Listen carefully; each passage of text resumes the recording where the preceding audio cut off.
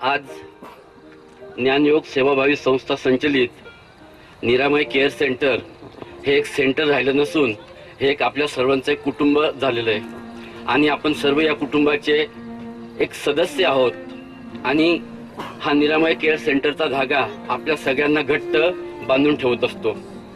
आज डॉक्टर योगेश सदगीर आणि त्यांचे सर्व सहकारी यांनी जे गेल्या 2 वर्षापासून कष्ट घेतलेले आहेत हे कष्ट मी स्वतः डोळ्यांनी बघितलेले आहेत। आज त्यांना या निमित्ताने मी त्यांचं अभिनंदनही करतो आणि भावी वाटचालीसाठी त्यांना शुभेच्छाही देतो। मित्रांनो,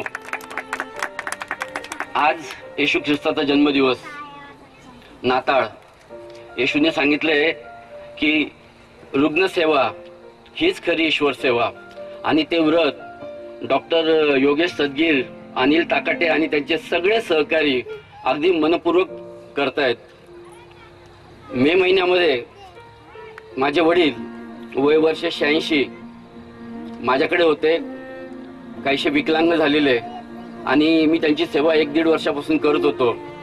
माझे दुसरे बंधू जे आहेत त्यांनाही डायलिसिस चालू, ते आठवड्यातून 2-2, 3-3 वेळा डायलिसिसला जात आहेत। त्यांचा मुलगा तोही कर्करोगाने आजारी, म्हणजे सगळं घरच असं वैद्यकीय कारणामुळे असं पछाडलं गेल्यासारखं झालेलं होतं। या परिस्थितीमध्ये माझे मित्र ज्येष्ठांची सेवा करणं, परंतु प्रत्यक्षात ज्या वेळेला त्यांचे नैसर्गिक विधी, प्रार्थविधी आणि सगळ्याच गोष्टी जेव्हा करायची वेळ येते त्यावेळेला एक तर रक्ताचाच माणूस पाहिजे किंवा डॉक्टर सदगीरांसारखे सेवाभावी डॉक्टर्स लागतात। मी माझ्यानंतर बऱ्याच व्यक्तींना बोलायचंय, मी डॉक्टर सदगीर, त्यांच्या पत्नी हेमांगी सदगीर, अनिल ताकाटे आणि सर्व सहकाऱ्यांना मनापासून धन्यवाद देतो।